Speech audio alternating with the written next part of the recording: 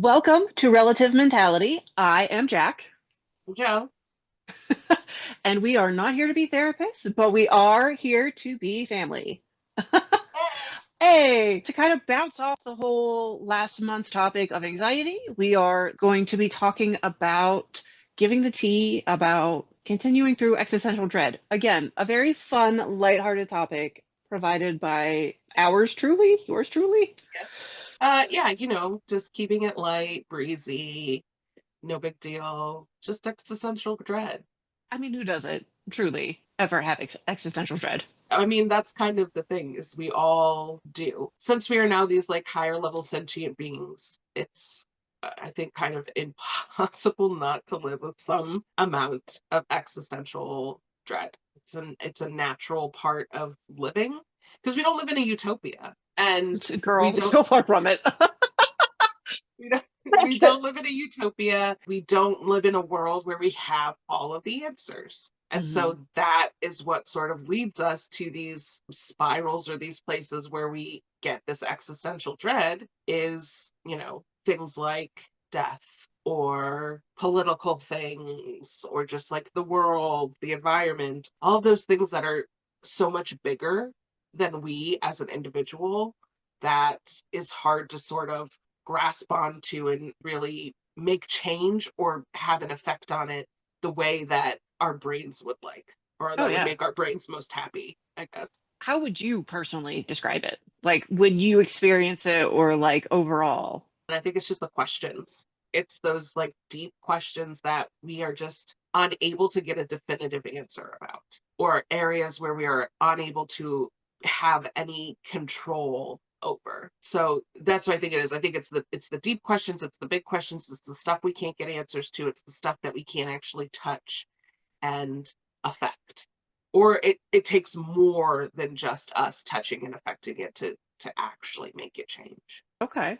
Okay. Because that's to some degree, I'm like, yeah, no, yes. Because then on top of it, like you were mentioning different examples, and I'm like, yeah, no, what is my place in the world is like another big thing that I like go Yeah. through. And it's like, who am I? What am I? Like, and it's like, yeah, eventually that's something I will figure out. But also it's constantly changing. So it's almost like there's almost no point, but I find that it's like the question almost seems like it is the catalyst. And then it continues into the anxiety or like I don't know. Maybe I've got it wrong, and it's very possible. But that's kind of how I look at it. Is it's like there's a spiral I find sometimes, or like a doom that I feel when I think of like some of those bigger questions. And like I think we're gonna have an episode a little bit way later about like religion and whatnot. But it's like, good Lord, right, being raised Catholic, and it's just like there's heaven, there's hell. By the way, if you do a bad thing, hell, endless confession. So there's definitely like learned and taught things because it's like, okay, well, Yeah. what happens after we die? We'll heaven or hell. And like that's how it's presented. And then if you ever deconstruct any sort of religion, which I work through and have been trying, it's like, well, are we just worm food later on? And that's sad. And I don't want to think like that. But I that's kind of what I It's struggle also with. it's also about your perspective though, right? Because that idea, like you said, are we just worm food? That for you might feel uncomfortable, like, oh, what was the point? But we can also have a perspective of that being like we are now back in the earth and giving back to the earth and the cycle of the circle of life. I don't think we'll get a copyright ding for that, but if we do, I'm sorry. Uh, but I feed the worm, who feeds the bird, who feeds the blah blah blah blah blah, who feeds Mufasa, who is the king of the jungle. That sort of thing where existential dread, those questions don't necessarily have to take us down a pathway that is Okay. negative and that makes us feel dread, but it Hmm. does for a lot of people, right? Or it like Okay. takes work and like a real like peace and understanding not to feel that way, to accept the lack of control or the lack of knowing to an extent. And I think it's a good point you brought up with religion, which again, we were raised Catholic. It's very black and white. Hmm. It is you are good or you are bad. That's it. There is no. nuance to it like there is in real life. There's not the spectrum to it that there is in real life. So a lot of those things we get taught when we're young is to think in black and whites, to think in all or nothings. So that kind of makes the existential dread worse because our brain is thinking in the binary instead of being Hmm. able to think in the sort of like larger, more nuanced way, or see the interconnectedness of different issues, or ways we can make change or can affect, even though we can't just bippity boppity boo the world into no longer having global warming. What are ways that we can individually take steps to try to improve like our impact on the earth, and that sort of thing? Oh, sure. Like going back to the whole religion thing, because like that is, I don't think to some degree the average bear per se, unless you have really gone to therapy and kind of talked through different things with a therapist, understand how foundational the early stages of your life are. Mm, Because it's like, well, I was a kid, who gives a shit? And it's like, no. Like there's so many things that happen. So it's like what you're taught and what you're told and all of that is your perspective on the world because you don't mhm. have a lot of free agency to begin with as a child. And so everything is as you are told it is. I make the joke, but to some degree, it does feel this way where it's like when we were within the Catholic Church, it was like you breathe, you're sinning. Like that's just like you exist, Mm. sinner. Like that's because to some degree, that's not wrong. They were like, Jesus died That's for your true. sins. Right. But you are told that because as soon as you are born, you have original sin on you. Well, you get baptized, but then like you have original sin. As soon as you're born, you are a sinner.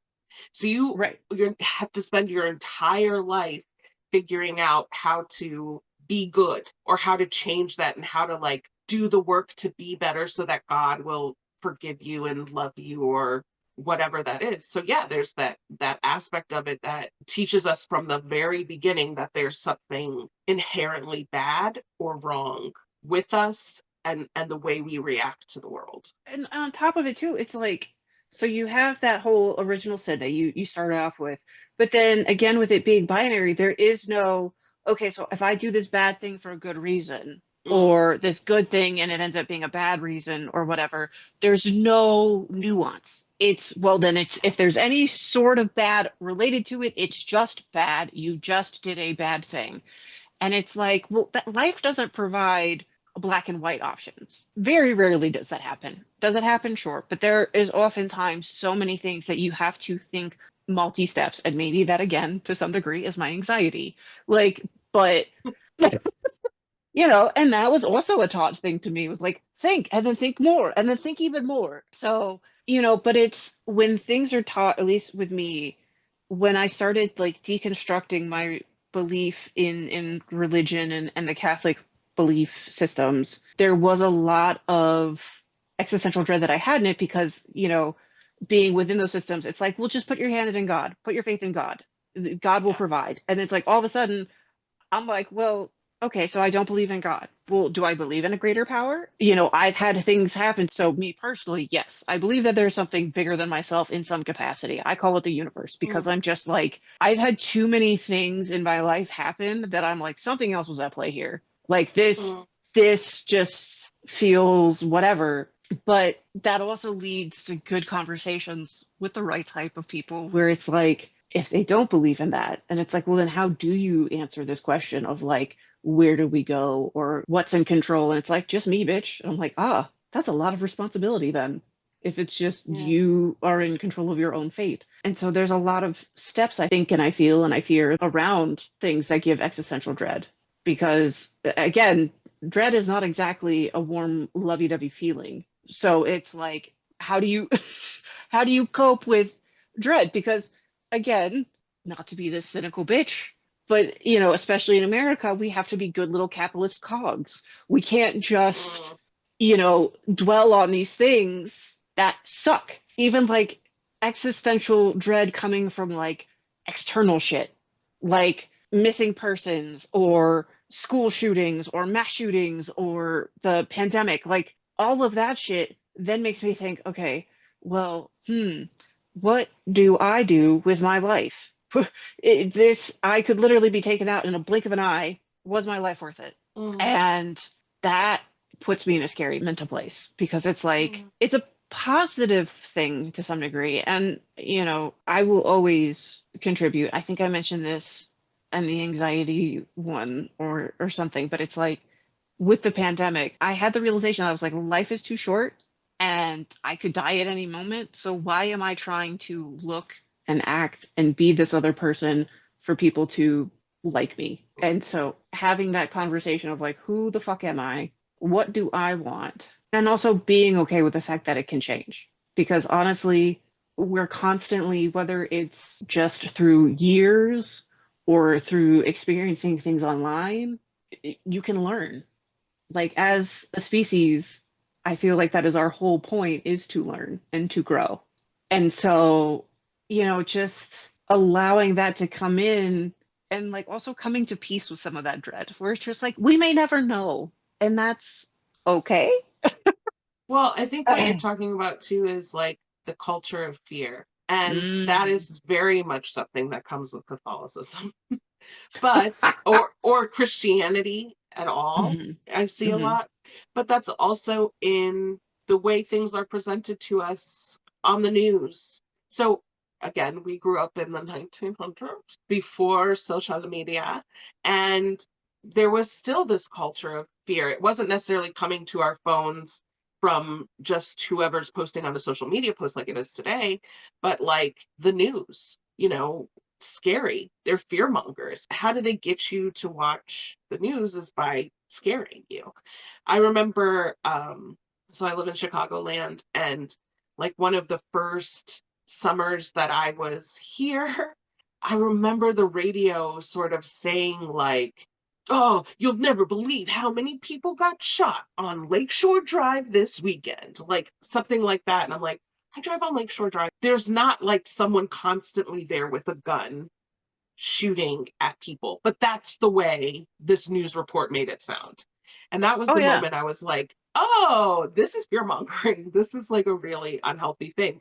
So we're also taught through society to be scared. Or even think about when we were kids and the kind of conversations we would have about like stranger danger, the kind of conversations we would have about substances, the kind that we would have about, I mean, we lived in a time of post Columbine, and so like school shootings and what that was like, having to go through the like a dry run, Like a school shooter drill or like a tornado a drill or things drill, like yeah, a drill, yes. yeah. And so again, here's this sort of looming fear that's always around when we're at home, when we're at school, the way that people were talking to kids. And what's funny is we still didn't get to like important things like consent or like how we manage our own emotions. It was just more like they were teaching us that we needed to be scared and we needed to be prepared for the worst thing to happen, as opposed to how can we learn about ourselves and the world in a way that those things don't necessarily have to happen, right? Or we recognize that through using different skills we can prevent those sorts of things from happening. Again, we go to the school shooting thing in America at this time.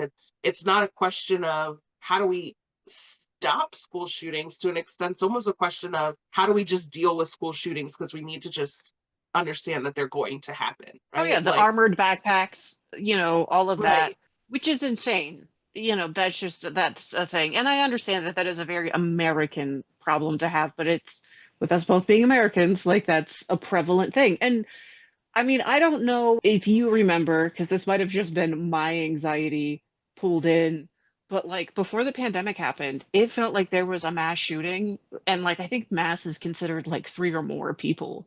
mm, There was like almost a mass shooting every day at whether it was a grocery store, a movie theater.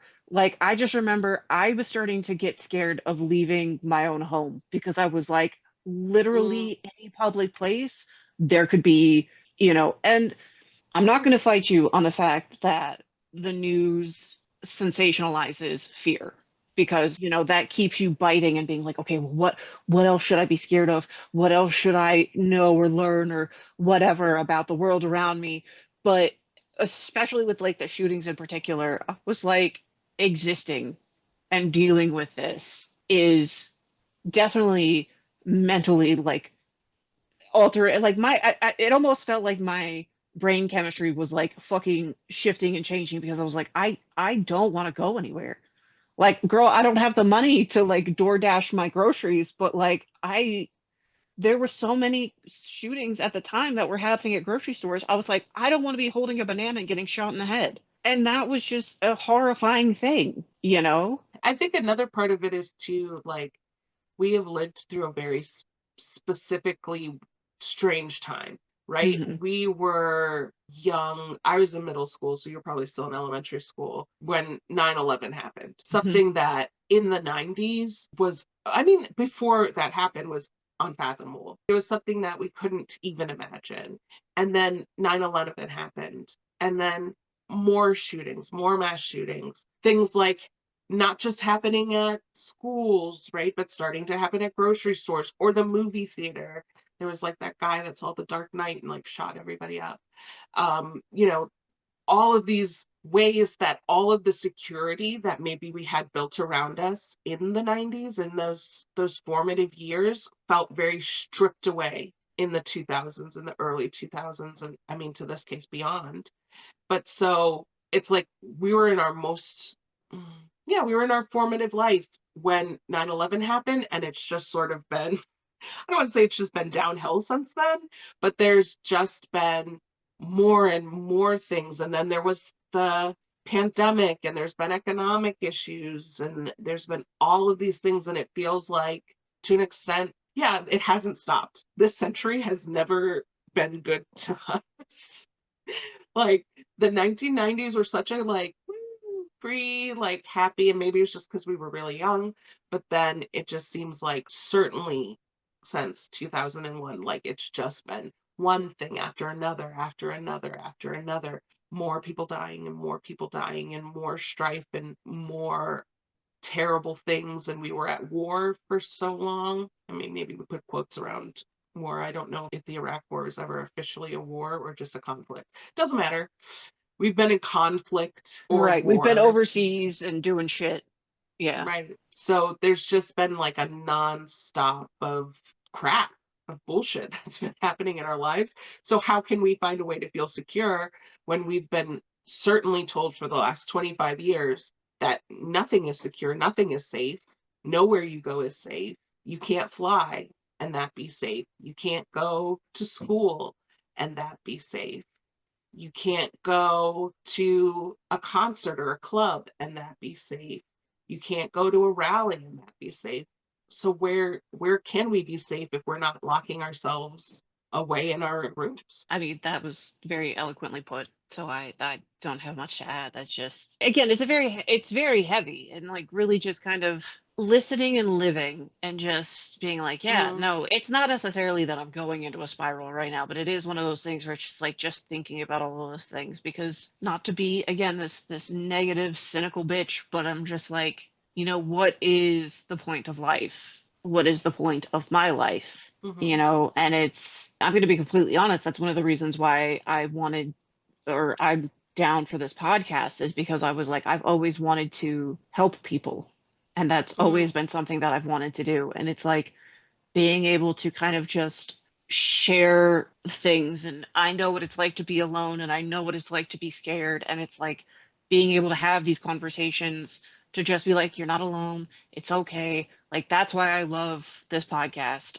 Shout out. But it definitely does. It takes a toll. Like, I mean, literally, not to be overly dramatic, but it's like right here in my chest. It just feels heavy because talking hmm about this shit is a lot because it doesn't necessarily matter at the end of the day to some degree. But every single person on this planet did not ask to be here ever. hmm Their parents, in one way or another, had them. So then it's like, okay, well, so we start off to just existing. And so then that's where the existential question of like, well, what does it mean? what does it mean to exist and why do we exist? And some people could not give less of a fuck. I don't understand those people. Maybe that's the, atypical neurospicy part of me that I'm just like, I don't understand you, neurotypical person. That's just like, yeah, no, my parents fucked, I'm here, and now I'm doing a 9 to 5 and it's fine. I'll die someday. I'm like, oh, couldn't be me. I don't know. I'm babbling, but it's because it's just so big.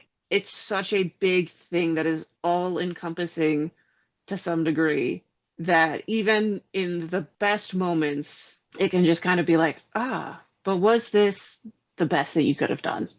Or was Yeah. this worthwhile? And that's to me where it's the existential piece of it, which is that it is something much bigger than us. Thinking of it as the entire ocean and we are a drop in it. We are too small in a lot of ways to know or make those change. And that's my belief. But so again, it makes it harder because then there's not a solution I can come to. There's no way out of it. Maybe there's a way to deal with it and Oh yeah. manage it, but there's no way to be out of it. There's no way to be done with it except for dying. I guess Maybe a is coma.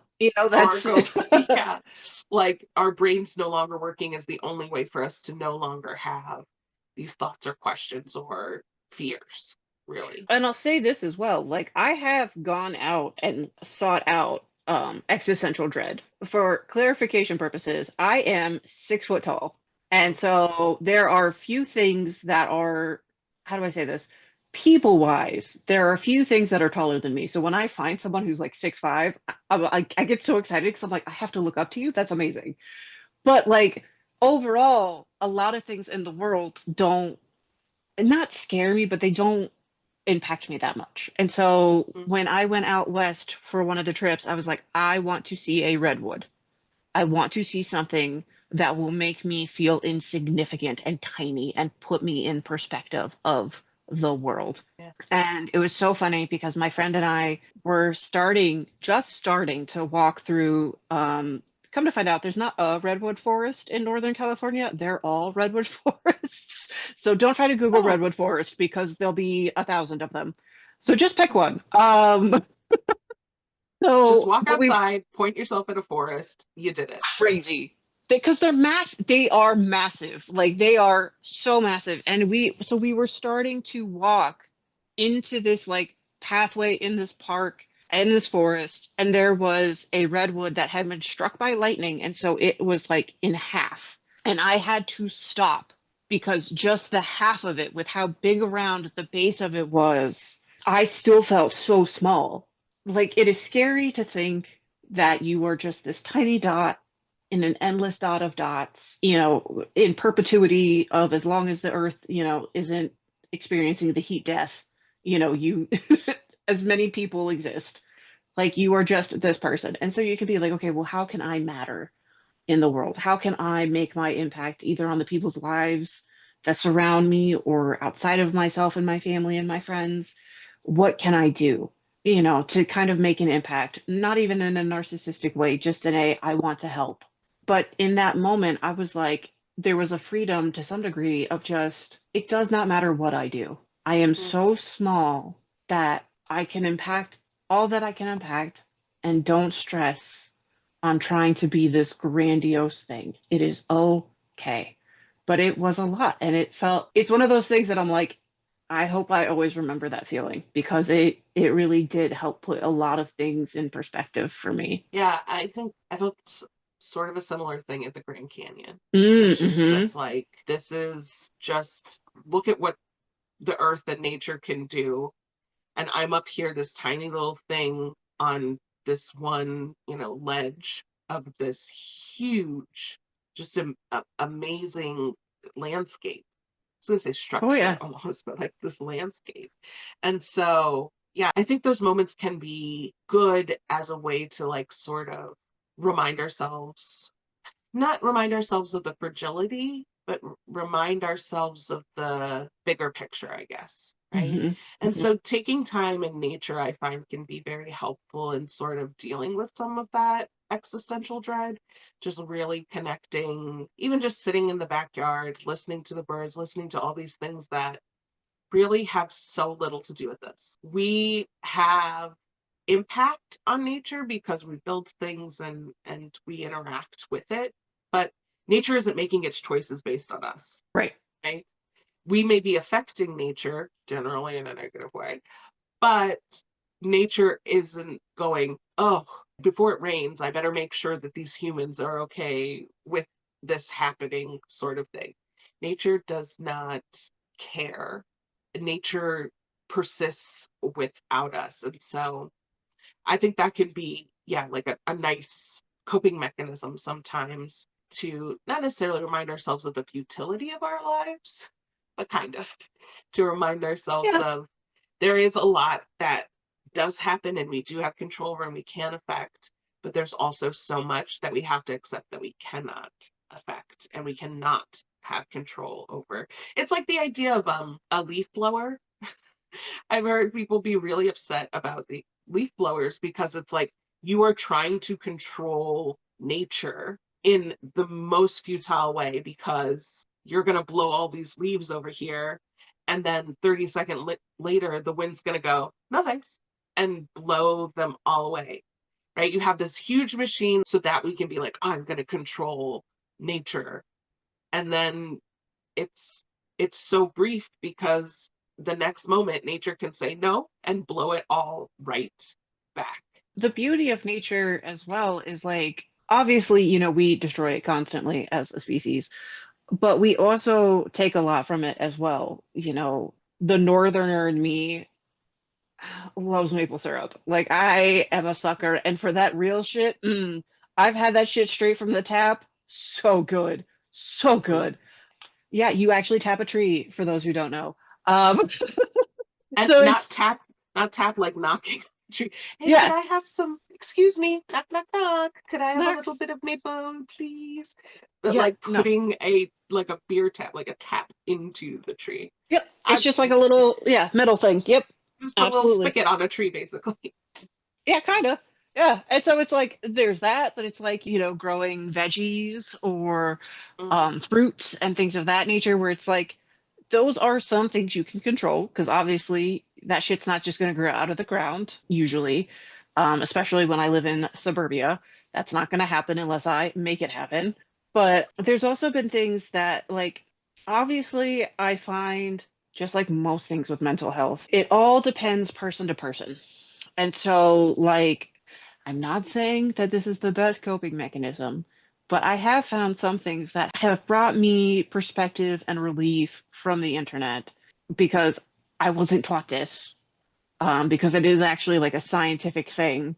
But it was like matter cannot be created nor destroyed. And so it's like whether or not you believe in reincarnation or whatever, going back to the whole worm food thing, it's like even if I die, I go somewhere else, whether mm, it's as worm food, whether it's as a different person via reincarnation, whether it's just, there are the people, I know some people who want to be trees because you can do yeah. the thing where you get in like a little like biodegradable sack and then like you feed trees. Like it's a weird, not weird, sorry, shouldn't judge. It's a thing that you can do.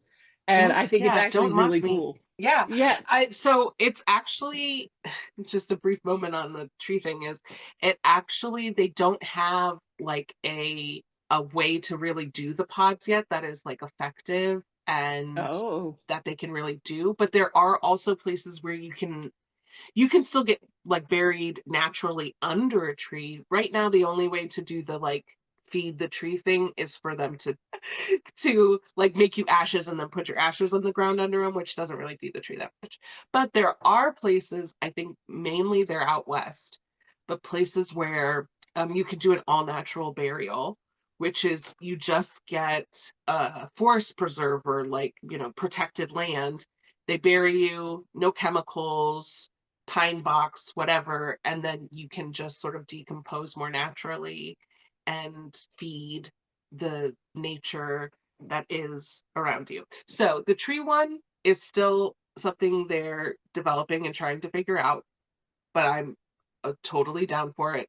But there's also the natural one. Sorry, just went on a little That's natural. fine. I've thought a lot about what I want to happen to my body after I die, um, so that it can be most useful and not just be poison in the earth. So it's Oh just yeah. something I feel strongly about. Well, and it's like I'm not here to yuck anybody's yum, but like, I and like that. again, have you not heard that before? No, you're telling me all sorts of things today that I've never heard before. Not here to Uh, yuck somebody's yum.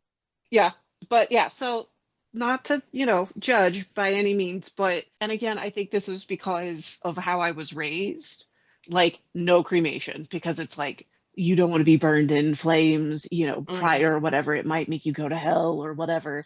So then when I had my first run-in experience with someone who had their mom cremated and I lived in the same house as like a dead body, I was like, I'm like, now I'm weird because I'm like, does that mean that there's a like more likelihood of ghosts? Because I believe in ghosts. And I'm like, what does this mean? I was like, there is Well, you literally believe in a ghosts?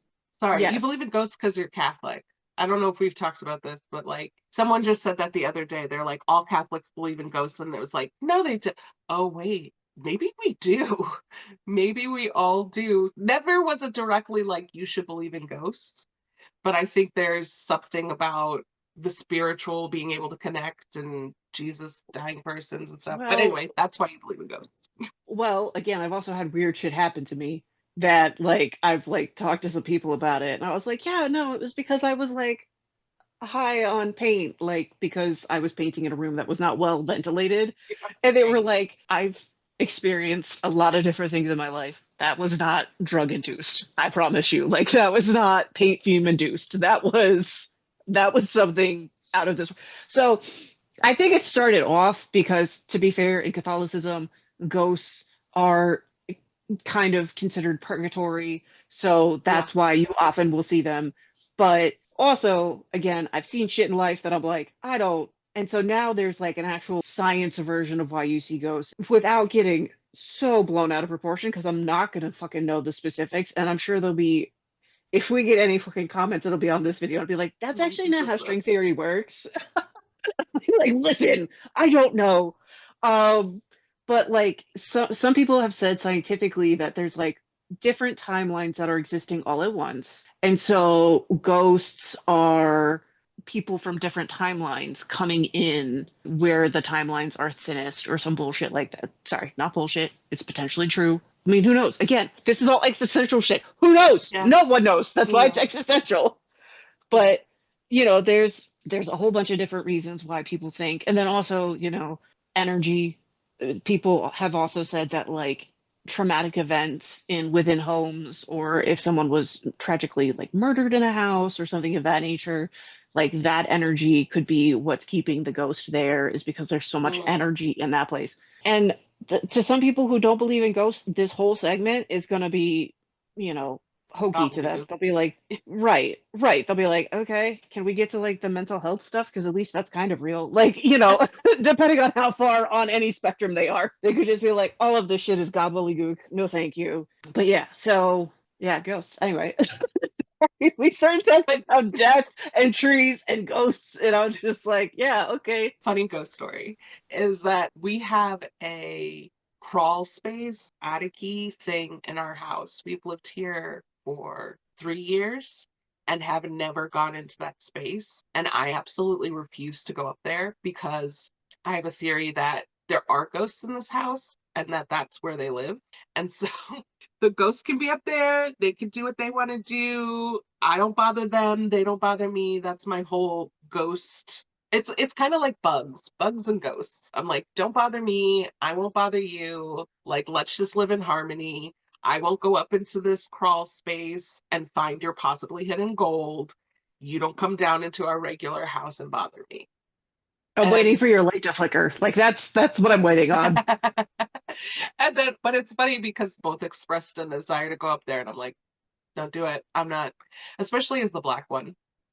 Whenever Listen, my I white thought friend's that I trying to wasn't do gonna say crazy it. stuff, no. When my white friend's trying to do something spooky, and I'm like, y'all, I don't know, because okay, I'm a woman, I'm black, I do drugs, and I'm promiscuous. Those are all the things that mean you're the first one. I mean, I'm not currently promiscuous, I'm married, but like those are all the things that that are like the you die first in the horror movie thing. So I know I can't be out here playing around. I mean, I do also make the joke where I'm like, there are times things will happen or like people will do things. And I'm like, listen, I am white, but I am not that white. Like, you will never see my ass spelunking and cave diving. Could never be me. Will never be me. Like, there are times where I'm like, that looks spooky. And there's some people that, in my groups that are like, yeah, let's go. And I'm like, that's not, I am white. I am not that white. I refuse. The vibes are off. You go get, and again, this is my Catholic trauma. I'm like, you go get possessed. That will not Mm-hmm. be me. Uh-uh. I No. will call the priest for you once you are possessed. I don't know. My best friend is just so nosy. And there have definitely been times where I'm like, girl, I'm not about to get possessed for you. I am not going to put myself in a position to get possessed. Therefore, I will not be possessed. Thank you very much. I'm not buying any weird boxes that you can't open. I'm not like keeping pictures of people I don't know in my house. Any weird jewelry from an estate sale that like can't take off. No. Shit's got vibes. Like, Yeah. that's the I'm like, thing. no, thank you. The Mm-mm. lights over there are flickering. Nope, I will not. It's the same with the cops. Because I live in the suburbs and like all these cops went by the other day. There was like a little fire and there's like cops and cops and cops. And it took me like 15 minutes before I even walked out of my backyard into the front to look. And then they like went around a corner and I was like, well, I'm not going to go investigate that because I'm a black woman alone at midnight in the suburbs. I feel Mm-mm. the same way about cops as I do about ghosts. Like, nah, y'all do the thing that you do and do it over there.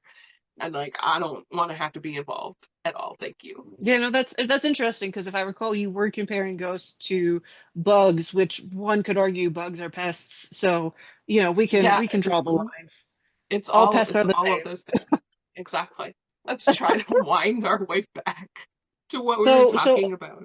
Okay, let's talk about impacts then, right? So I okay. think it's easy for people to underestimate how much existential dread can affect us because it's existential. It's outside of ourselves. It's in some ways maybe not real, quote unquote. Hmm.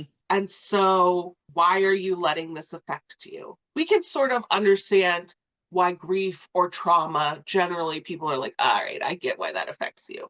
But saying I'm affected by the war in Gaza as someone who is not Palestinian, who is not Israeli or Jewish, people might be like, what's that got to do with you? Like, why are you crying about it? Yeah. Right? Or even like, I can't maybe get out of bed because of what's happening politically. And it's like, well, it didn't happen directly to you. It wasn't somebody you knew. That person who did this thing is not actually related to you or involved with you. And so I think people can really sort of across the board try to minimize others' emotions and the validity of their feelings. But I think this is one of those places where it's very easy to have others do that and to do it to yourself.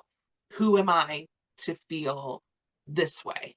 Who am I to feel upset about it and not be able to get out of bed or feel so overwhelmed that I'm having headaches and stomach issues that I just don't have the bandwidth to handle doing my day-to-day activities or spending time with people I love or care about.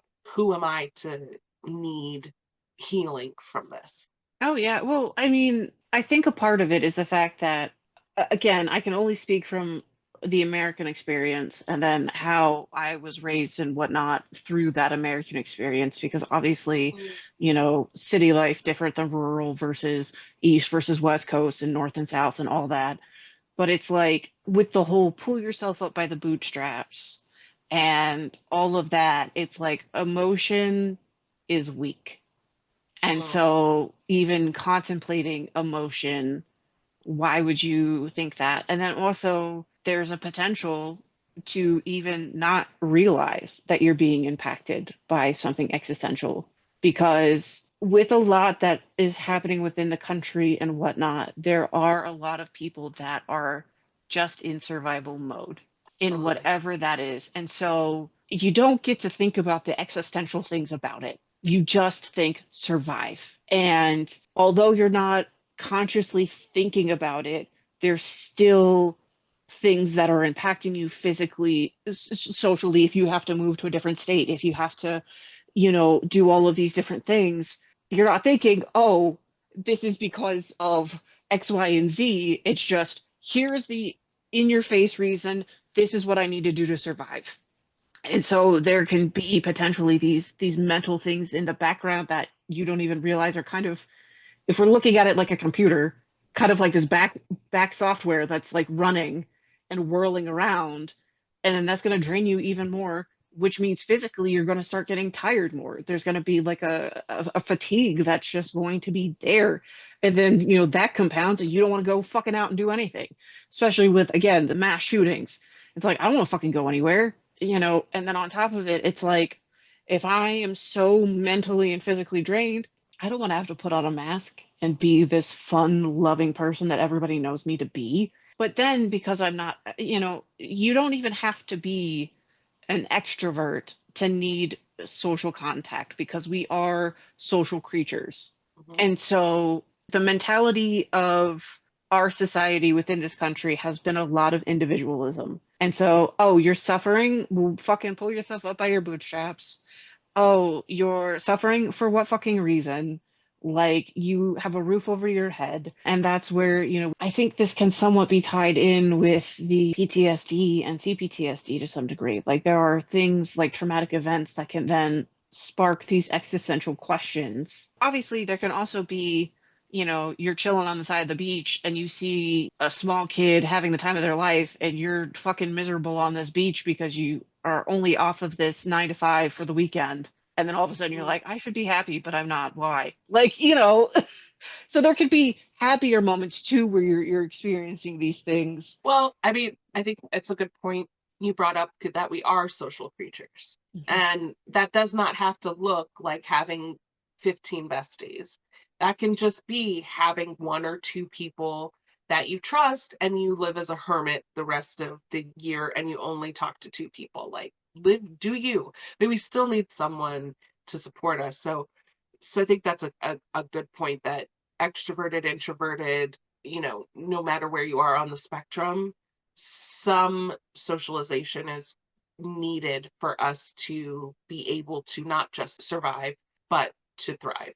As it comes to existential dread, though, yeah, exactly. It can be all consuming. And because it's not something that's directly in front of us, it's not something that is directly happening to us or to someone like in real time. Like you get punched in the face, that's happening in real time. You're feeling that Right. pain in real time. But something where it's political or environmental or something where we're having more of this existential dread, it can't be pinpointed like that. It can't be pinpointed into a single moment like a punch in the face would.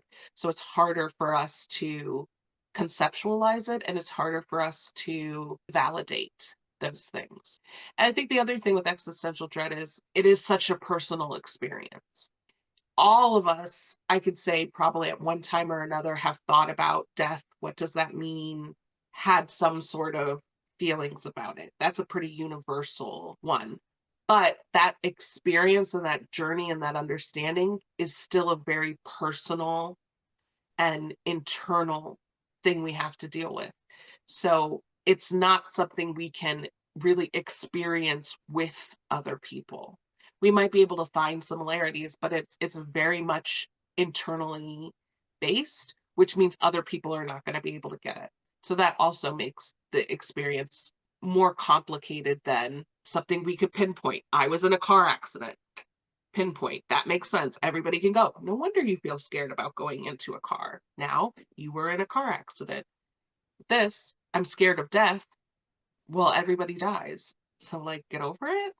is sort Right. of It's the feeling. inevitable. There was that congressperson recently who sort of said that, Mm. who was just like, everybody dies flippantly. And it's like, yeah, but while we can accept that as like an inevitable piece of life, that doesn't mean we can't still strive and desire to keep ourselves and other people healthy and make death something that comes at the end of a long and well lived life, as opposed to everybody dies, who cares? Too bad, so sad, sort of thing. And again, I think it definitely does come down to perspective, like you said, depending on how pretty much not in like a derogatory way, but like the baggage, the foundations that we grew up with help kind of inform. And then as we live our lives and we get new information, we can kind of change, even when just looking at the concept of death, like what that means and what that looks like. But again, in regards to socially, it's good to kind of reach out so that if you do find a spiral that you find yourself in or something of that nature, you can have those people that you trust kind of help bring you out or offer a different perspective that could potentially be that olive branch. There's so many different things, obviously older people because of the generation that they were raised in, but also because they've seen so much more happen in the world. They have yeah, everything sucks right now. And it also sucked back in the 70s when we were in Vietnam and, all of this. And there was like the shortage in gas and all of that. And it's like, it helps you put things in perspective for yourself, whether or not you agree with that other person. Because it's like, yeah, all right. And houses were 3 pennies and a blueberry, like we cannot compare. And so it's good to have somewhat of a, whether or not you agree, an outside opinion. And I'll be like, oh, okay. Either I feel even more justified in how I feel, or I can rethink this a little bit and go somewhere else. Absolutely. And I think talking to people and having that outside opinion is a great coping skill, not just related to this, but sort of across the board. Having someone who can be an anchor for us. What we're talking about today, again, very internal, very much in the spiral of our own heads. If we stay in the spiral in our own heads, it's in an echo chamber and it gets louder and louder and bigger and bigger and bigger. And once we get it out of ourselves, it's much easier for us to see it, or someone can say it back to us for us to be able to understand it and see it in a maybe not necessarily a more logical way, but in a way that is more palatable and more easily dealt with. I always think of it as like your tooth, right? Your tooth feels huge in your mouth. When you touch it with your tongue, it's like your tooth feels so big. But once you take a tooth out, it's teeny tiny. And that's sort of like these issues in our brain to a certain amount. When it's in there spiraling, it feels huge, but when we take it out, we can actually see it a lot better and see, even if it's not necessarily that it's small, being able to see our connection, our position related to it in a much clearer way. How dare you make me think about the size and shape of my teeth? Like I'm literally running them over right now. And I'm like, yeah, yeah, okay, yeah, yeah, yeah, yeah, uh-huh, uh-huh. Like I'm just like very self-conscious now. I mean, yeah. Right. It's a great analogy of like, well, yeah, when it's in there, it's a big part, and then you pull it out. But I also think that pulls into where it's like, yeah, it's this big thing. And then you pull it out and you're like, oh, it's not that big of a thing. Maybe I shouldn't think about it so much. Oh, and then Mm, it's like I can even find my own way of like devaluing what initially was this big thing. And it's like, no, shut up. Just look at it as it is. This is a thought that is in your head. And like, yes, you can evaluate it. I guess a better word is investigate it. You can mm, investigate it, look at it, kind of see what's going on with it, but don't attach a value to it because that's where perspective is going to come in and say, yes, this is right, or maybe look at this a little bit different. And that helps with the investigation. While you're investigating it, you can say, why am I feeling like this? What has led me here? What could change? And just allowing that to ebb and flow. I think a lot of life constantly ebbs and flows. And it's mm. like, let that impact you and like ride that wave. As someone with anxiety, it's very hard for me to let shit ride the wave, but also understanding that that's who I am. And that's going to take time. If I want to change my thoughts, if I want to change how I feel about things, okay, it might take me a year, 6 months, 2 days, or 5 years to let this new information impact how I feel. But that's okay. I like the riding the wave analogy in that if we fight against it, if we fight against all of these things, they'll probably end up staying out and drowning. Whereas if we sort of allow ourselves to sort of be washed onto the shore by it and we don't fight, that usually means we have a lot less crap we have to deal with. And that's the thing about existential dread. We're getting washed out of the ocean. If you sort of say, this is maybe neither good or bad, or maybe I'm just like accepting that I can't handle it. I'm gonna ride the wave of this discomfort, get washed out. That doesn't mean the ocean's not there anymore. That doesn't mean the existential dread isn't still out there, like the reasons for that dread aren't still happening, but we are able to see, conceptualize, discuss the ocean much easier from the shore than mid drowning. I like those moments where I get you to think and you're just like, yeah, yeah, yeah. Love it. Well, that's why I'm like, it might take me 2 days, it might take me 6 years. I don't know. There are zingers that happen, and then I'm like, I'm gonna need to sit on that for a minute. Just let me sit. Let me internalize, cook. I'm bastardizing a phrase. Please And tell me you've heard so, the phrase "let them cook." You've not heard no, that one either? no. Okay. I'll have to tell you a different thing. God, you're not that much older than me. What is it? Okay, tell me, what is it? Let them cook is like if somebody's like on a roll, you say let them cook, like let them finish. Like Oh, they're okay. like, so it's kind of like if you start talking about this thing, but it's all contextualized because it's like if they're also like spewing off some hateful, bigoted shit, and they're like, no, no, let them cook, let them dig that hole, Right. let them do that. So it's, yeah, you're not that much older than me, dude. I think it's because I'm I chronically online. It's probably what that is. Yeah, that is probably a part of it. You're much more online than I am.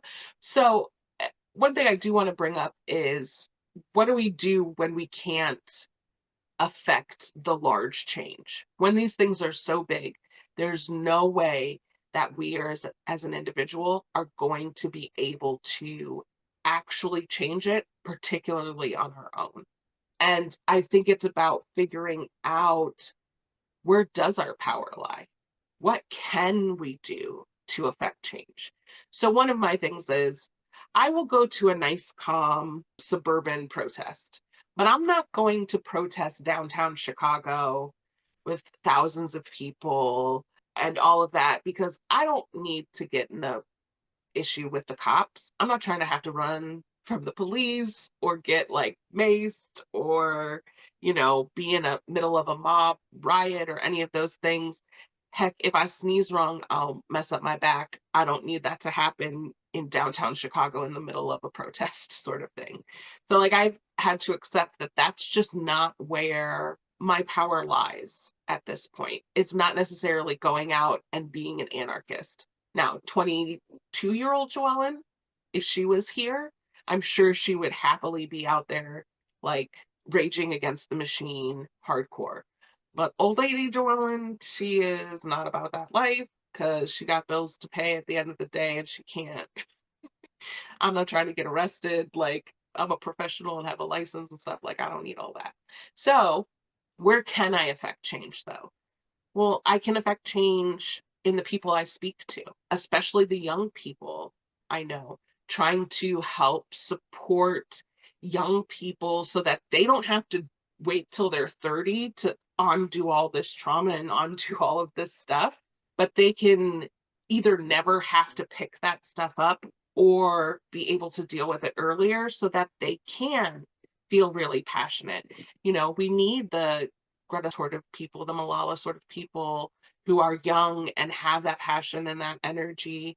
And so, like, recognizing that part of what I can do is in supporting and encouraging young people like that so they can go and make change, right? So they can be in the streets. So maybe I don't have a direct way to do some of these things, or it's not feasible or sustainable for me to do some of those things, but I'm supporting others in doing those things. I think that's one of my biggest ways. And even reminding people, like, even focusing on how you're raising your own children Mhm. and trying to be thoughtful about what we're teaching them about the world, what they should accept, trying to break that intergenerational trauma. Sometimes that's the work we do towards fixing, quote unquote, or addressing some of these bigger kind of existential or like political, governmental, environmental, all of those sorts of things. Now, as that applied to death, not so much, because death is sort of, death and taxes inevitable, but it can apply to a lot of other areas of our lives, like trying to focus ways that we can put our energy into the movement, into supporting others to get to that ultimate place of change, even if it's not us literally, you know, knocking on the door of the White House. That's stupid. Nobody Well, knocks on the door of the White House, Joel. Why did you you say couldn't make it to the door of the White House ever. Again, I think the word of the day, or at least the episode, has been perspective. And I think that? Mm, that is crucial to take into consideration because there is the phrase or whatever that it's like, I'll show how this is connected in a moment, I promise. But like a pet is a portion of your life, mhm, but you are often their entire life. And so, although you are only talking and potentially changing a mind, that could change their whole perspective. That could change everything to them in a good or bad way. And so, there is a lot of power in persuasion and in mhm. conversation that a lot of people don't think about. They're like, well, why would I bother talking to this person? And to be fair, some people, it's a moot cause. It's literally, I might as well talk to a brick wall.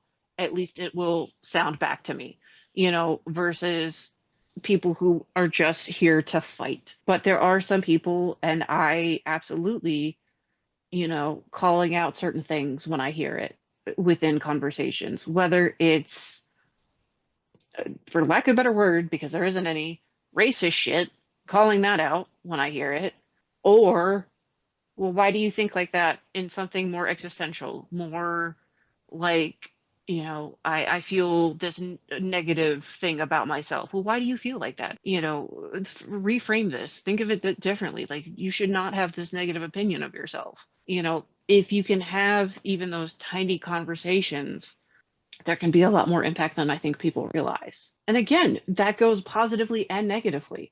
How many times do we as adults have negative internal thoughts about ourselves because we heard negative things as children about ourselves, either from not social media, but like the magazines or our parents or whatever? There's Oh, a all the lot. time, all the time, all the time. Right. And so words have so much power behind them. Mm. Obviously, they need to have the action behind them as well.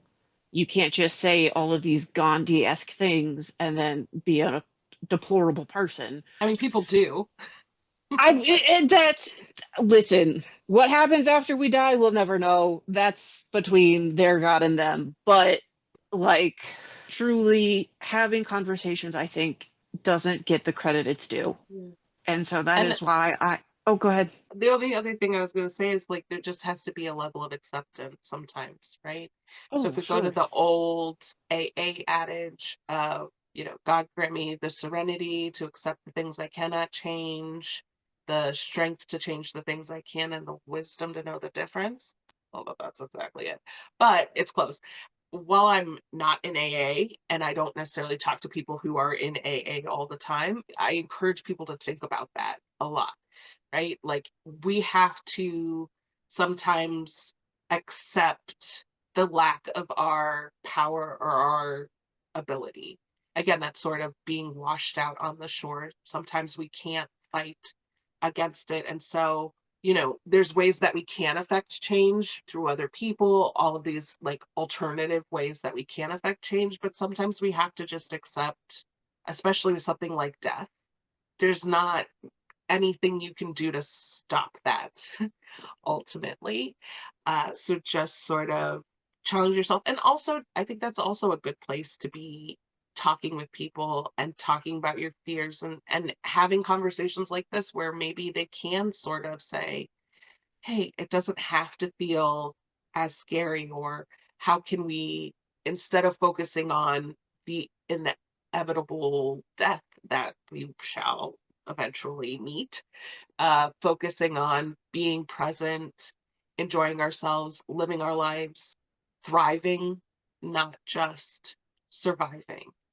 And so I think, like you said, conversation is really important, whether it's having a conversation to encourage someone to think differently or challenge someone, or if it's just a conversation about the futility of it, and that this is just what life is, and what it looks like. I think back to speaking with my mom as she was in her palliative stage, and us talking about the afterlife and what we thought that was going to be, and recognizing that, you know, neither of us necessarily knew, but being able to talk and imagine and find something that brought us comfort through those conversations was so important to us being able to continue to push through those next weeks and deal with all of the sort of negative and sad things that were coming towards us at that point. So, yes, conversation. I mean, I'm going to say that all the time. Conversation is so important. That's the whole point, I think, of what we're doing here, and that's why we want people to join this conversation in whatever way that is, by watching our videos, liking, subscribing, but really about like commenting too, and like being part of the conversation and helping us know where to go next with the kind of conversation that we're trying to have, because life is hard, especially all the existential dread pieces that come with life.